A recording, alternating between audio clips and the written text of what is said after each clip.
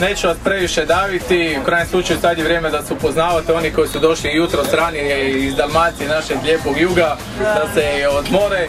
ali eto ga uzbuđenje kreće, avantura je započela.